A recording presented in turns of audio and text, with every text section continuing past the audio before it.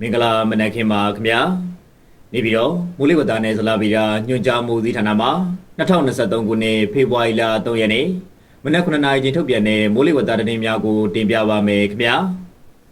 ဒီကနေ့မနက်6:00နာရီခွဲချိန်တိုင်းထွာရရှိခဲ့တဲ့အနှိမ်ဆုံးပူချိန်များမှာနေပြီးတော့နဲ့ရန်ကုန်မြို့လိုမှာ20ဒီဂရီဆယ်စီယပ်68ဒီဂရီဖာရင်ဟိုက်စီနဲ့မန္တလေးမြို့မှာ22ဒီဂရီဆယ်စီယပ်82ဒီဂရီဖာရင်ဟိုက်တို့ဖြစ်ကြပါတယ်ဒီကနေ့မနက်6:00နာရီခွဲချိန်မိုးလေဝသကြိုးရူမှာဖမ်းရရှိတဲ့ပုံရကပလီပင်လယ်ပြင်နဲ့မင်္ဂလာပင်လယ်အော်တို့မှာတည့်ရတင်ဖြစ်ထွန်းနေပါတယ်မြန်မာနိုင်ငံပေါ်မှာတော့မြန်မာနိုင်ငံမြောက်ပိုင်းနဲ့မြဝကျွန်းပေါ်ဒေသတွေမှာတည့်ရနှဲငယ်ဖြစ်ထွန်းနေပြီးကြံဒေသတွေမှာတည့်ရတင်မှာတိတ်ထူထပ်နေတာကိုတွေ့ရပါတယ်မင်္ဂလာပင်လယ်အော်ခြေနေရတော့ကပလီပင်လယ်ပြင်နဲ့မင်္ဂလာပင်လယ်အော်တို့မှာတည့်ရတင်ဖြစ်ထွန်းနေပါတယ်မြန်မာပင်လယ်ပြင်မှာလှိုင်းတင်ရှိပါမယ်။လှိုင်းမြင်မှာမြန်မာကမ်းရိုးတလျှောက်နဲ့ကမ်းလွန်ပင်လယ်ပြင်တို့မှာ4ပေမှ9ပေခန့်ရှိနိုင်ပါတယ်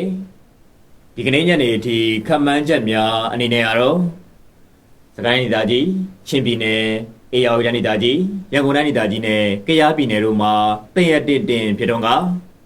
ကချင်ပြည်နယ်ရှမ်းပြည်နယ်မန္တလေးတိုင်းဒေသကြီးနေပြည်တော်မကွေးတိုင်းဒေသကြီးရခိုင်ပြည်နယ်ပဲခူးတိုင်းဒေသကြီးကရင်ပြည်နယ်မွန်ပြည်နယ်နဲ့တနင်္သာရီတိုင်းဒေသကြီးတို့မှာနေရာကွက်ကြားမိုးနှင်းငယ်ထစ်ချုံရွာနိုင်ပါတယ်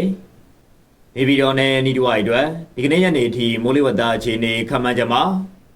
နေရာကွက်ကြားမိုးနှင်းငယ်ထစ်ချုံရွာနိုင်ပါတယ်။အမြင့်ဆုံးပူချိန်မှာ33ဒီဂရီဆယ်စီယပ်61ဒီဂရီဖာရင်ဟိုက်ရှိနိုင်ပါတယ်